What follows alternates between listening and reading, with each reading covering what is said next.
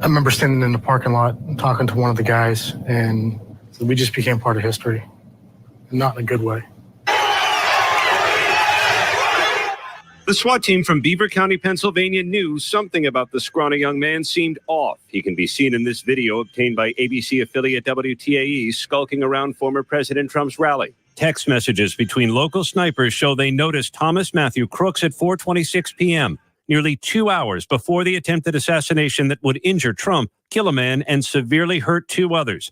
"You see me go out with my rifle," one of the snipers texted, "so he knows you guys are up there." By 5:14 p.m., they grew suspicious. He was looking up and down the building and just wandering around. It just seemed out of place. Greg Nichols snapped these photos of the shooter. We had a text group between the local snipers that were on scene. I had sent those pictures out to that group and advised them of what I noticed and what I'd seen. What do you think is transpiring once you send in what you've sent in?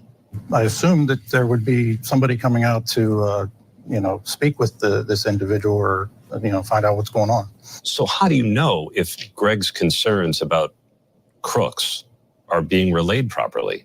We don't. We have to assume that when he put that information out to command, that command took that information and did something with it.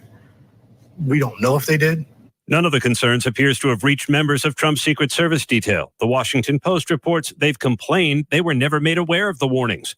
In their first public comments about the assassination attempt, members of the Beaver County SWAT team described to ABC News what they consider to be failures of planning and communication that would prove catastrophic. We were supposed to get a face-to-face briefing with the Secret Service snipers whenever they arrived, and that never happened. So I think that was probably a pivotal point where I started thinking things were wrong, because that never happened, and we had no communication with the Secret Service.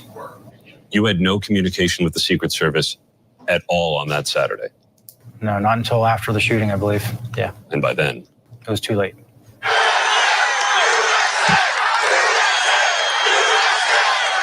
The Secret Service declined to respond directly, but told ABC News the agency is committed to better understanding what happened and is offering complete cooperation with ongoing investigations. The suspect is directly above us. Members of the Beaver County SWAT team rushed to the shooter's rooftop. There's a ladder right here. As seen in footage from Rich Gianvito's helmet camera. Thanks, brother. Yep. So we had access through that ladder, got up onto the roof. And as you're scrambling onto that roof, you don't know for sure whether he's dead or alive, or whether you'll encounter fire. At that point, no. So what are you prepared? Are you prepared for a firefight at that point? Well, we're prepared for anything at that point, because at this time we're unsure. Give me a solid perimeter, get guys prepped to clear the building. He encountered the shooter's bloodied body some 400 feet from the stage. We're clear! We're clear! The team believes it did everything it could have to thwart the attack, but accepts its share of failure. I think we all failed that day. How so? Life was lost. Yeah. People died.